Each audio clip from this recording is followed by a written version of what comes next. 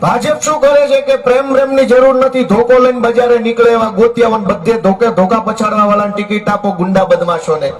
બીકના મારા જેને દેવાના છે એ દેશે, નહીં દેવાનો એ કોઈ નહીં દે, ઘરે પડ્યા રહેશે. છેલ્લે તો ભાજપનો જ ફાયદો. બીકમાં અડધા માણસો ભાજપને મત આપી આવે અને અડધા માણસો દેવા જ ન જાય. બીકના માર્યા કે ગુંડો ઉભો છે એની સામે મત દેશું તો અમને આમ કરશે તેમ કરશે. ડરનું સામ્રાજ્ય ફેલાવી સરકાર બનાવવાની કોશિશ વારંવાર થઈ રહી છે. પણ અમારે તમારા ભરોસે, તમારા ટેકે, તમારા માધ્યમથી એટલું કેવું છે કે બધાય બી જાય એવા ન હોય. કોકને એની માએ નો હવાશે હૂંટ ખાઈને પેદા કર્યા હોય તો મોકલે અમારા ઘરે ઈડી, સીબીઆઈ, સીડી, બીડી જે કઈ ફાવતો એ મોકલે. અમે બેઠા છીએ, કોણ અમારા પગથિયા ચડે છે, હું ફાંસીએ ચડાવે છે. ગોપાલભાઈ ઇટાલિયા જોવા તૈયાર છે. એમ થોડા બી જવાના હોય કઈ. નમસ્કાર મિત્રો, કિસાન સંદેશ ચેનલમાં આપનું સ્વાગત છે. મિત્રો, ગોપાલ ઇટાલિયાનું આ ભાષણ છેલ્લે સુધી ખાસ જુઓ, કારણ કે કાલાવાડની અંદર જે ગોપાલ ઇટાલિયાની સભા હતી ત્યાં હજારો ખેડૂતો લોકો ઉમટી આવ્યા અને ગોપાલ ઇટાલિયાને સમર્થન આપ્યું. મિત્રો, ગોપાલ ઇટાલિયાએ જે કંઈ વાતો કરી છે તે ખરેખર સાંભળવા જેવી અને સમજવા જેવી છે. ગોપાલ ઇટાલિયાએ જે ભારતીય જનતા પાર્ટીના એક નેતા ઉપર આકરા પ્રહારો કર્યા છે તે પ્રહારો સાંભળીને તમને પણ લાગશે કે ખરેખર નેતા હોય તો ગોપાલ ઇટાલિયા જેવા.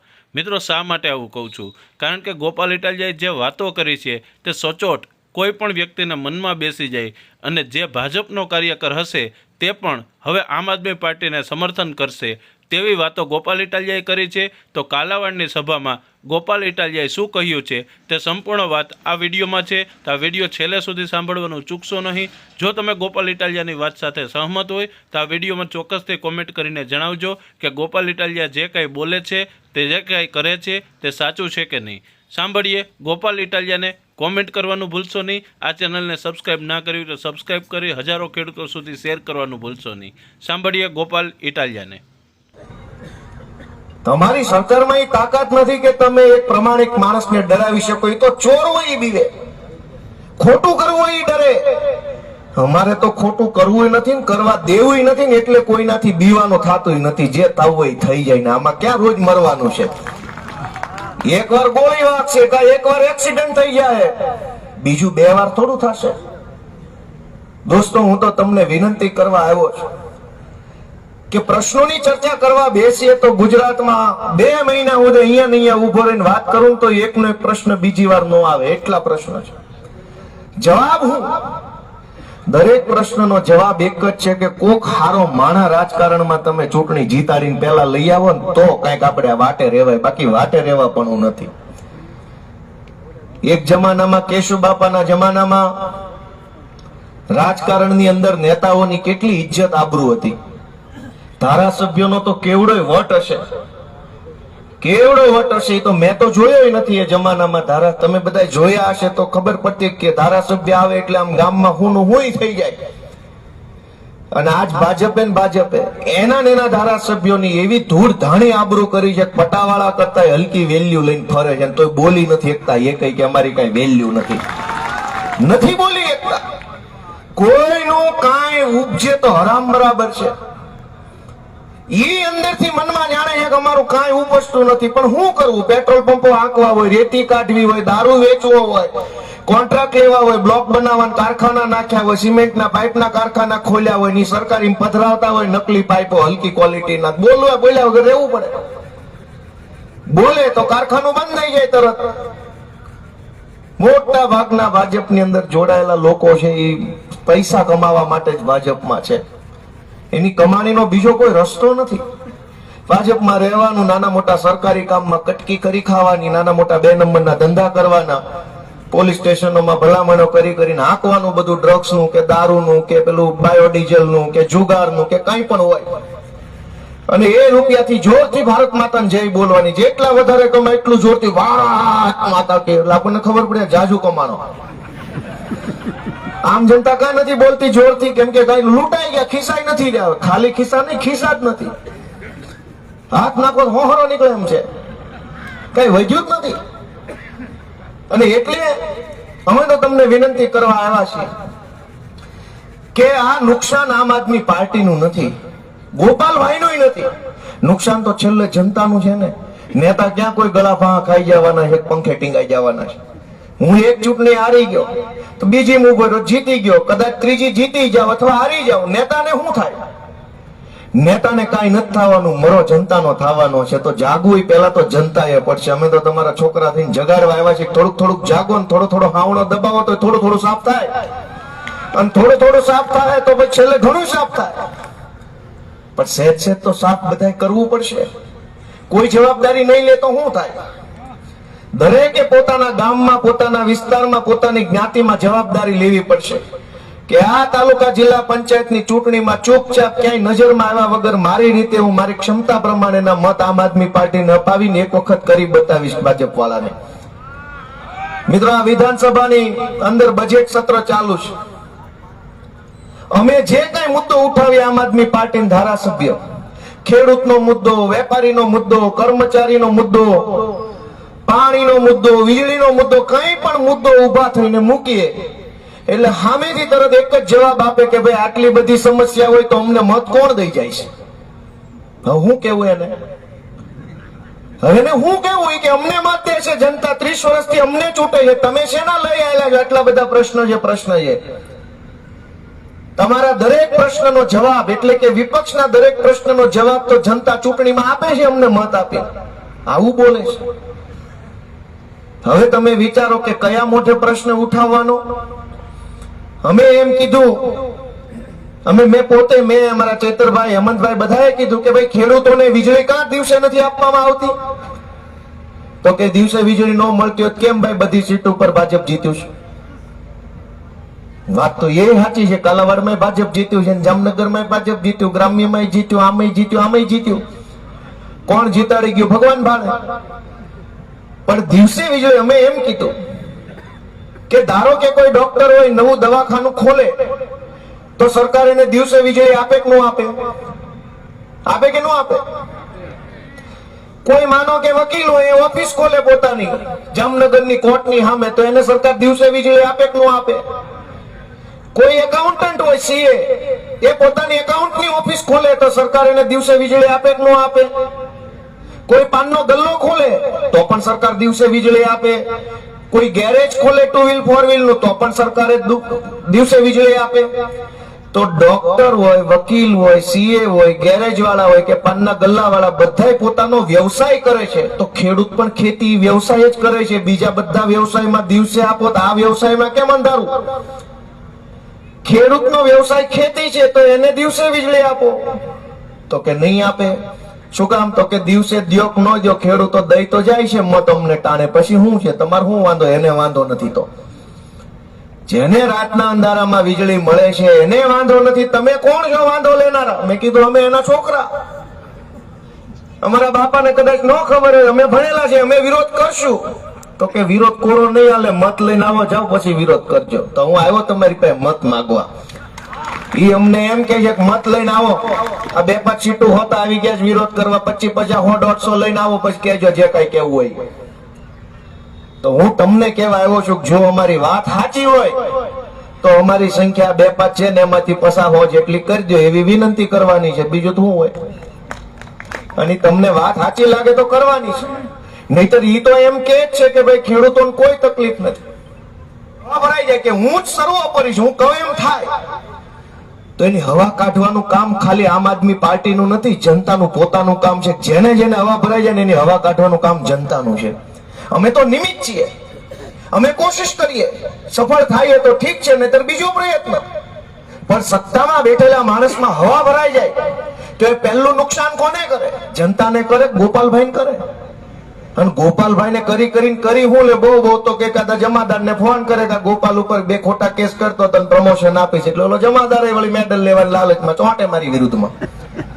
બીજું શું કરે? અને અમને કઈ ફાંસીએ ચડાવવાના છે? પણ સત્તામાં હવા ભરાય તો સત્તામાં બેઠેલો માણસ પહેલું નુકસાન જનતાને કરે. આ માવઠું આવ્યું, હમણાં માવઠાની અંદર વિધાનસભાની અંદર ચર્ચા હાલતી અને કૃષિ મંત્રી બોલતા હતા. હવે સરકારમાં એક બીજી તકલીફ છે કે જેને ગૃહમંત્રી બનવું છે એને સરકારે કૃષિ મંત્રી બનાવ્યા. એટલે અડધું એને એમ રસ નથી કામ કરવામાં. કૃષિ મંત્રી બનવું છે એને વન મંત્રી બનાવ્યા છે, એને એમ કામ કરવામાં રસ નથી. વન મંત્રી બનવું છે એને પશુપાલન ખાતું સોંટાડ્યું છે, એને એમ રસ નથી. અને જેને ગૃહમંત્રી બનાવવામાં એને કઈ ફાવતું નથી. હવે હાવ આમ હાલે છે. તમે ક્યાં જાઓ? આ તો એવું છે કે તમારા ગામમાં તલાટી મંત્રી તરીકે જેનું પોસ્ટિંગ થાય એ બનવા માંગતો હોય ડોક્ટર ને ઓછા ટકા આવ્યા હોય એટલે ગયો હોય તલાટીમાં. હવે તમારું કરે કે એનું કરે?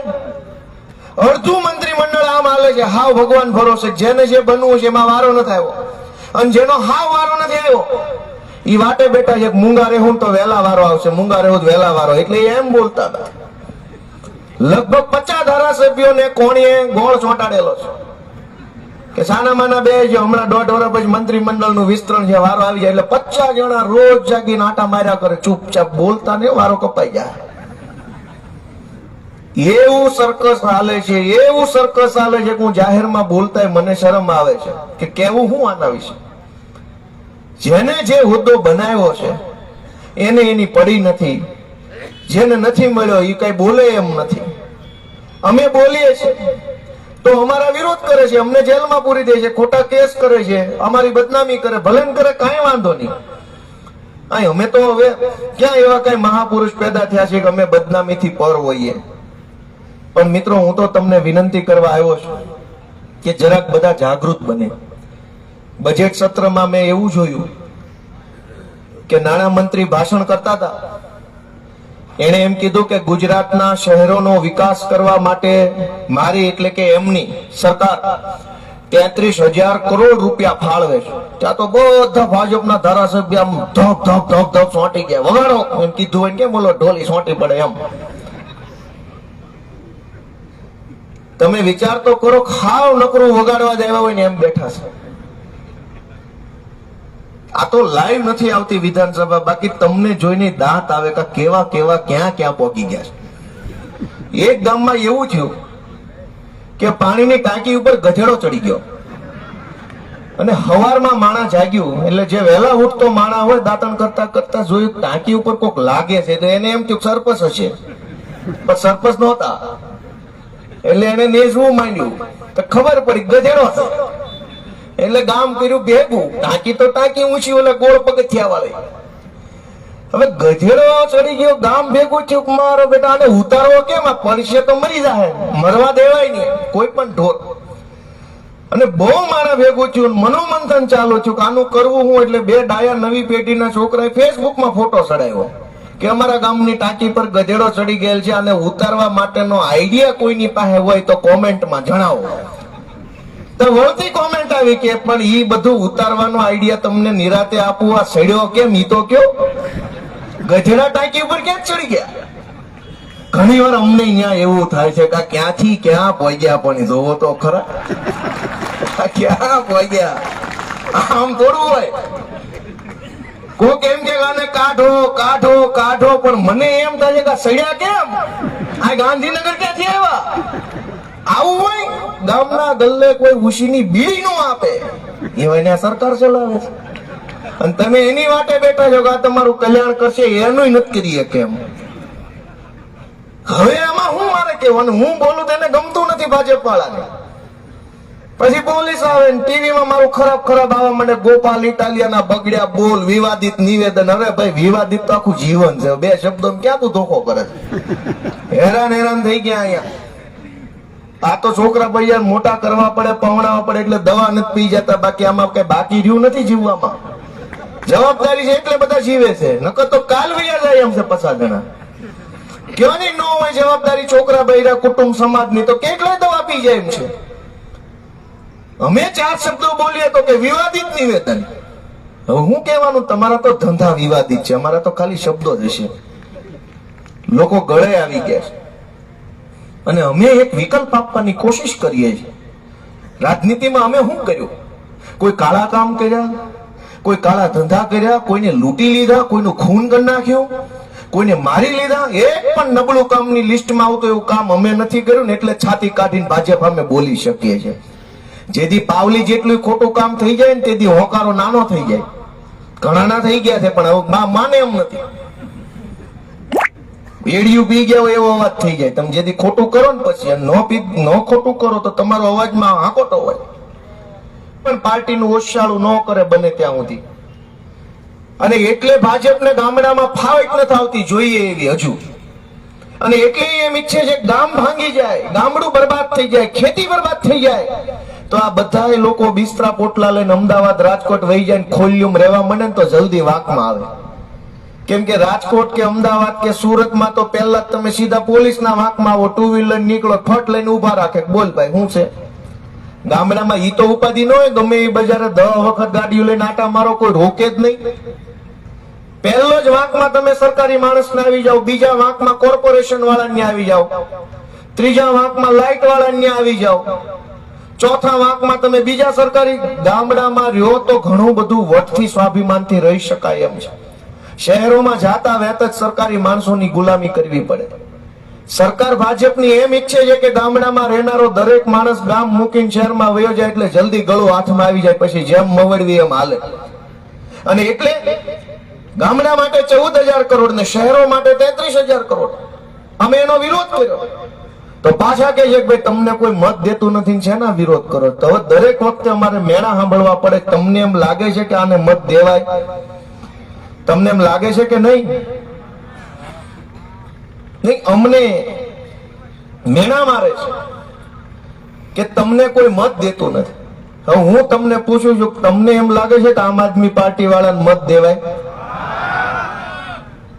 મિત્રો, ઘણો એવો સમય થઈ ગયો કે અમને કોઈ કહેવા વાળું નહોતું, અને અમે નવા હજુ કહેવા વાળા આવ્યા એટલે એનાથી હજુ જીરવાતું નથી કે આજકાલના છોકરા આવીને કઈ છે ના જાય છે. પણ કોઈ માણસ આપણને કઈ ન જાય એવું જો આપણે ઈચ્છતા હોઈએ તો આપણે શું કરવું પડે? કામ સારું કરવું પડે. સરકાર આજે એમની છે, અને એટલા બધા કરોડો રૂપિયાનો અંજીભાઈ ભ્રષ્ટાચાર છે, વ્હાઇટમાં ભ્રષ્ટાચાર. એનો એક દાખલો આપો. કેશુબાપા જયારે મુખ્યમંત્રી હતા ત્યારે મારા વિસાવદર મત વિસ્તારમાં એક ડેમ મંજૂર થયો. 7.5 કરોડ રૂપિયામાં ડેમ મંજૂર થયો. એમાં જમીન સંપાદન, ડેમનું બાંધકામ અને નેતા આવીને ફૂરડા વેરી જાય ત્યાં સુધીનો ખર્ચો આવી ગયો હતો. 7.5 કરોડ રૂપિયામાં બધું જ ખર્ચો કરતા એક મસ્ત ડેમ બની જાય અને 15 ગામડાના લોકોને સિંચાઈનું પાણી મળે એમ હતું.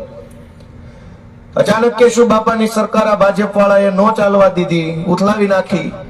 અને ત્યાર પછી બીજી વાર કેશુબાપા આવી ન શક્યા સરકારમાં, અને ભાજપ વાળાએ પછી કેશુબાપાના તમામ કામો ટલ્લે ચડાવી દીધા. આ અત્યારે વિધાનસભાનું સત્ર ચાલુ છે, એમાં મેં મુદ્દો ઉઠાવ્યો તો નવેસરથી ડેમ બનાવવા માટે 42.5 કરોડ રૂપિયા મંજૂર કર્યા.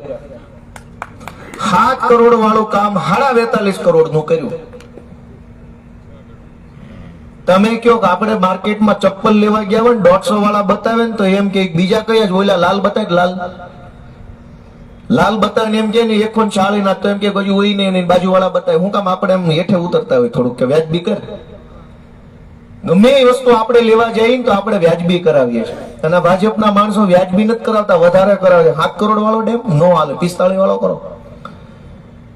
એટલા રૂપિયાનો હું તમને ખાલી વિસાવદર વિધાનસભામાં કમસે કમ 100 કરોડ રૂપિયાનો આવો ઓન પેપર વ્હાઇટ નો ભ્રષ્ટાચાર છે કે જે 5 રૂપિયાનું કામ હોય ને એને 5,000 નું કરી નાખ્યું હોય કાગળ ઉપર. માત્ર ને માત્ર વિસાવદર ની વાત કરું, ઓલ ગુજરાતમાં તો વાત જ છોડો. કરોડો અબજો રૂપિયા આવી રીતે ભાજપના માણસો ખાઈ જાય છે. ઈને માણસો ચૂંટણી ટાણે જોરથી જય બોલ્યા કરે છે ને એના ભરોસે વર્ષોથી પબ્લિક મત આપ્યા કરે છે. 200 રૂપિયા કમાવાના આજ કેટલું અઘરું થઈ ગયું છે. નાનો માણસ હોય ને એની કમાણીનો કોઈ સાધન નથી વધ્યું. જાવું તો જાવું ક્યાં? સરકારી માણસોને તો મળ્યા જેવું નથી રહ્યું. ધક્કા ધક્કા ધક્કા, યોજના યોજના યોજના. હમણાં વિધાનસભાની અંદર વિધવા બહેનોને જે વિધવા સહાય આપવામાં આવે છે એની ચર્ચા હાલતી હતી, સાંભળજો ધ્યાનથી. એટલે મંત્રી ઉભા થયા, કેબિનેટ મંત્રી, કે આપણી સરકાર વિધવા બહેનોને કે સક્ષમ બનાવવા માટે સહાય આપે છે, એને સમાજમાં ઊંચું માથું રાખીને ચાલી શકે, ગર્વભેર જીવી શકે, સ્વાભિમાનથી જીવી શકે, એના માટે પૈસા આપે છે. કીધું કેટલા? કે 1000 રૂપિયા. ભાષણ જોવો ને આંકડા જોવો. 1000 રૂપિયામાં સ્વાભિમાનથી બહેનો જીવે. લે તને 1000 રૂપિયા આપું, આવી જા કાલાવાડમાં સ્વાભિમાનથી જીવવા. ક્યાં તારું સ્વાભિમાન છે? અમે શીખવાડીએ. 1000 રૂપિયાના હારા સફરજન નથી આવતા અત્યારે. 1000 રૂપિયામાં દવા નો આવે. 1000 રૂપિયામાં તો તમારો મામલતદાર માનવા તૈયાર નથી. એ 5-5 માગે નહીં જેવી વાત નથી. એનો 1000 રૂપિયામાં સ્વાભિમાનથી જીવવાનું. એમાં હમણાં બીજી ચર્ચા થતી હતી, કુંવરબાઈનું મામેરું યોજના. એવા ભાષણ. મને તો અંદર મારે 2-3 વાર કહેવાનું મન થયું કે આટલું સારું હોય તો અમેરિકાથી માણસ આવી આવવું જોઈએ. જાવા માંડ્યા છે. રિવર્સ ગિયર કેમ નથી પાડતા? કાગળ ઉપર, ભાષણોમાં, સરકારી ફાઇલોમાં એવડો વિકાસ છે. તમે જોવો તો તમને એમ થઈ જાય કે છે કઈ બાજુ. કુંવરબાઈનું મામેરું યોજનામાં કે અમે બહેનો દીકરીઓને સહાય આપીએ છીએ. અને બહેનોને કે મામા મામેરું ભરે છે. આપણી દાદાની સરકાર મામેરું ભરે. કેટલા રૂપિયા? તો કે 25,000. મંડપ નો આવે 25,000 નો. 25,000 નું તો અત્યારે જમણવાર નથી થાય એમ. આવી વાતો, આવા મુદ્દાઓ કરી લોકોને ગુમરાહ કરવામાં આવે છે. અમે તો નવા આવ્યા છે રાજકારણમાં. બહુ જાજી અમને રાજકારણની ખબર પડતી નથી. પણ તમે બાવડું ઝાલશો, તમે શીખવાડશો, તમે અમને આગળ લઈ આવશો તો અમે 100% સારું કામ કરીને બતાવશું. એવી અમારી જવાબદારી છે દોસ્તો. અને તમે આગળ નહીં લઈ આવો તો નબળા માણસના હાથમાંથી સરકાર જવાની નથી. કેટલોક પ્રયત્ન મારે અને અમારી પાર્ટીએ કરવાનો છે, કેટલોક પ્રયત્ન જનતાએ કરવાનો છે. અમે અમારો પ્રયત્ન નિષ્ઠાથી કરીએ છીએ. એટલી બધી જગ્યાએ અમને હેરાન કરવામાં આવે છે પણ એની કોઈ ચિંતા નથી, એનાથી કોઈ વાંધો નથી. સમય બદલાશે ત્યારે ઘણું બધું સારું થઈ જાય એવી ધરપત રાખીને અમે આગળ વધીએ છીએ. છેલ્લા 15 દિવસની અંદર આમ આદમી પાર્ટીના કાર્યકર્તાઓ ઉપર 35 FIR થઈ. અરવલ્લી જિલ્લામાં, કચ્છમાં, સુરેન્દ્રનગરમાં, સુરતમાં, વલસાડમાં, ગાંધીનગરમાં જ્યાં આમ આદમી પાર્ટીના કાર્યકર્તા હોય એટલે તરત જ તે પોલીસ પકડીને સાચી ખોટી ફરિયાદ દાખલ કરીને એરેસ્ટ કરી લે છે. કાંઈ વાંધો નહીં, સમયની વાત છે. કાગળ ઉપર તો સહી કરતા જ ગયા છે. નિવૃત્ત થઈ ગયા છે તો ઢળીને ઘોનારીએ નહીં તો કેજો ને કે અમે થોડા બી જવાના સરકારોથી. આવા હલકા ધંધા કરી પોહાય નહીં. લખ્યું હશે ને આઈઓ કોણ છે, અમે કઈ હું થોડો 8 પાસ છું, હું ભણેલો, અમને બધી ફાવટ છે. અને એમ જેલની બીકથી બધી ક્રાંતિઓ રોકાઈ જતી હોત તો સરદાર પટેલ ને ગાંધીજીને પૂર્યા હતા જેલમાં, નો આવી આઝાદી? જેલમાં પૂર્યા હતા ને તોય આઝાદી આવી. કેમ કે જેલના સળિયામાં કે જેલમાં પૂરનારના કાળજાની તાકાત નથી ક્રાંતિ કરનારાને રોકી શકે. આ દેશનો ઇતિહાસ છે દોસ્તો. જે દિવસે એક માણસ એવું નક્કી કરી લે ને કે સરકાર પાડી દેવી છે, તે દિવસે એના મનોબળને રોકવા માટેની કોઈ દવા દુનિયામાં ક્યાંય શોધાઈ નથી. અમે હાથના બળથી નહીં, મનોબળથી હાલનારા માણસો છીએ. અને મનોબળને રોકી શકે એવી દુનિયામાં કોઈ દવા નથી. અમારું મનોબળ કોઈ નહીં હલાવી શકે. કેમ કે અમારા મા બાપે અમને મોટા એવી રીતે કર્યા છે કે બાપા ડરવું તો હનુમાન દાદાથી, બાકી કોઈના બીવું નહીં. અને એટલે હું તમારી પાસે આશીર્વાદ માંગવા આવ્યો છું કે અમે જે કઈ બોલીએ છીએ એ તમારા ટેકે તમારા ભરોસે છે. તમે જાગૃત થઈને સપોર્ટ આપશો, તમે અમને આશીર્વાદ આપશો, તમે અમારા કામને જોઈને મત આપશો તો અમે હજુ ઘણું વધુ સારું કામ કરી શકીશું. અને તમારા આશીર્વાદ નહીં મળે તો ગુંડાઓના હાથમાં સરકાર છે જ. એ લોકો ડરાવા ધમકાવવાનો ધંધો કરે છે. વર્ષો પછી એવી મને તક મળી કે કેશુબાપા જેવા મહાન નેતા જ્યાંથી ધારાસભ્યને મુખ્યમંત્રી રહ્યા હોય એ સીટનો ધારાસભ્ય મને બનવાની તક મળી. એમાંય કઈક કુદરતનો છુપો સંકેત હશે, હું તો માનું છું. અને આ કાલાવાડેથી કેશુબાપા અહીંથી ધારાસભ્ય રહેલા. આજ મને કાલાવાડની અંદર આવી અને નાનજીભાઈ જેવા સારા આગેવાનોને જોડવાનો હું નિમિત્ત બન્યો છું. એમાંય મને લાગે છે કઈક લિંક થાય છે, કુદરતનો સંકેત. કઈક સારું થવાનું હોય તો જ આવું થાય. અને હમણાં અમારા આગેવાને કીધું કે ભાઈ માઇકમાં 2-3 વાર ધ્યાન દોરું, સંખ્યા ઓછી છે. ભાઈ કૌરવોની સંખ્યા કાયમ વધુ હોય, પાંડવોની કાયમ ઓછી હોય. એટલે એ કઈ કોઈને કહેવાનું ન હોય કે અમારી પાસે 5 જ છે, અમારી પાસે પાંડવ છે, એમ બોલવાનું હોય. અને કૌરવ તો શું છે? કૌરવ છે. કૌરવ 100 હોય, પાંડવ 5 હોય. આ કાલાવાડની બજારમાં ભાજપની સભા થાય તો કોન્ટ્રાક્ટરો, બુટલેગરો, ડ્રગ્સ માફિયાઓ, પેટ્રોલ પંપે ખોટું કરનારાઓ, રેતી કાઢનારાઓ, સિમેન્ટ પાડનારાઓ, બ્લોક પર બધા આવે તો મેદાન ભરાઈ જાય કોન્ટ્રાક્ટરોથી. પણ સત્યની રણકાર હોય ને એવા 4 માણસ હોય લાખમાં. કઈ બધા ગાંધી નો હોય, બધા સરદાર નો, એ 2 જ હોય. પણ બે સાચા માણા હોય ને એની પાછળ કરોડો લોકો એની પાછળ લાગણીથી જોડાયેલા હોય. હું એમ માનું છું કે જે અહીંયા નથી આવ્યા અને જેને ખબર છે ગોપાલભાઈ નાનજીભાઈ બધા ભેગા થયા છે, એ લોકોનો આશીર્વાદ આવતી ચૂંટણીમાં આપણને મળવાનો છે એવો મને પૂરો વિશ્વાસ છે દોસ્તો. આ બેઠા હોય કે ન બેઠા હોય કોઈ ઉપાધિ નથી, પણ એના હૈયાની અંદર જાગૃતિ આવી છે, એના મનમાં જાગૃતિ આવી છે કે ભાઈ હવે કઈક સાચું કામ કરવું છે.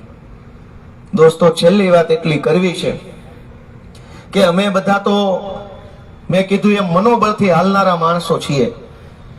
મોટી મોટી ખુરશીઓ જોતી હોય, મોટી મોટી સત્તા જોતી હોય, લાલ લાઈટ વાળી ગાડીઓ આગળ પાછળ વાવ વાવ વાવ કરવા વાળા માણસો જોતા હોય તો ઊભું ડોકું હલાવી એટલી વાર લાગે.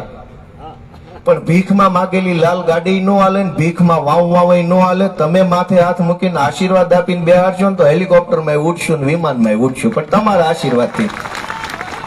વાવ વાવ વાળી ગાડી હાલે ને બધું હાલે, પણ તમે આપો તો ભાજપની ભીખમાં આપેલી કોઈ વસ્તુ નો હાલે. તો સ્વાભિમાનથી મરચા ખાઈ નાખી જિંદગી કાઢ નાખી, બાકી ભીખમાં આપેલા રોટલાય ન જોઈએ.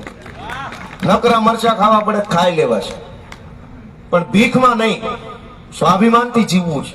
અને એટલે 10 વર્ષ થઈ ગયા. 2015માં પાટીદાર આંદોલન વખતના અમે તો હામાં હાલીએ છીએ. ચડાવ ઉતાર અનેક આવ્યા, અનેક પડકારો આવ્યા, અનેક વખત જેલમાં જવું પડ્યું, અનેક વખત બદનામી, અનેક વખત ભાજપનો અમારી ઉપર પ્રહાર થાય, કોંગ્રેસ વાળા પ્રહાર કરે. બધી જ પરિસ્થિતિઓ 10 વર્ષમાં આવી. ત્યારે તો મારી ઉંમરે ઘણી નાની હતી, હવે તો હું ઘડાઈ ગયો, 36 વર્ષનો થઈ ગયો. નવા આવ્યા ત્યારે તો એમાંય બુદ્ધિ ઓછી મળે, ઉંમર નાની હતી તો. પણ એક જ વસ્તુ મગજમાં રાખી છે કે ગુજરાતની જનતાને ભાજપની તાનાશાહી ગુંડાગર્દીથી છોડાવવા માટે જે કંઈ કરવું પડે કરીને રહેવું છે. પાછું પગલું ભરવાનું થતું નથી કોઈ સંજોગોમાં. અને એ નિષ્ઠા જો તમને દેખાય મારી વાતમાં, અમારી પાર્ટીની વાતમાં, વર્તનમાં, વ્યવહારમાં, અનુભવમાં, આવડતમાં તમને એવું લાગે કે આ ઈશુદાન ને ગોપાલ ને મનોજભાઈ ને આ બધા જે છોકરાઓ સંઘર્ષ કરે છે એને એક વખત તક આપવા જેવી તો છે, એવી લાગણી જો તમને થઈ જાય તો માત્ર તમારા એકનો મત નહીં પણ તમારા ઓળખાણ હોય ન્યા સુધીના બધા જ મત આમ આદમી પાર્ટીને મળે એવી કોશિશ કરવાની વિનંતી કરતો જાઉં. આપ સૌ આટલી મોટી સંખ્યામાં આવ્યા, અમારી વાતને સાંભળી, નાનજીભાઈને એટલો સરસ સપોર્ટ આપ્યો એ બદલ હું સૌનો હૃદયપૂર્વક ખૂબ ખૂબ આભાર વ્યક્ત કરું છું. અમારી કઈ ભૂલચૂક હોય તો માફ કરજો, પણ ભાજપ વાળાને ભૂલ્યા વગર સાફ કરજો. મિત્રો, આ વિડીયો છેલ્લે સુધી જોયો આપનો ખૂબ ખૂબ આભાર. આવા જ વિડીયો જોવા માટે, આમ આદમી પાર્ટીના દરેક નેતાઓના ભાષણ અને સભાઓને લાઈવ જોવા માટે જો તમે યુટ્યુબમાં આ વિડીયો જોતા હોય તો આ વિડીયોને લાઇક, શેર અને સબસ્ક્રાઈબ કરવાનું ના ભૂલશો. અને જો તમે ફેસબુકમાં આ વિડીયો જોતા હોય તો આ ફેસબુક પેજને ફોલો કરવાનું ના ભૂલશો. મિત્રો, કિસાન સંદેશ ચેનલે હવે એક ફેસબુકમાં પણ પેજ બનાવ્યું છે. જો તમે કિસાન સંદેશ ચેનલના દરેક વિડીયોને પસંદ કરતા હોય તો ફેસબુકમાં પણ કિસાન સંદેશ નામનું જે ફેસબુક પેજ છે તેને તમે ફોલો કરો અને દરેક નેતાઓની જે લાઈવ સભાઓ હોય છે તે આ વિડીયો મારફતે ચોક્કસથી ફેસબુકમાં પણ લાઈવ કરવામાં આવે છે. તો મિત્રો, આ વિડીયોમાં બસ આટલું જ. હવે મળશું કાલે એક નવા વિડીયો સાથે, નવા વિષય સાથે. હાલ અમને રજા આપશો. જય ભારત, જય જવાન, જય કિસાન.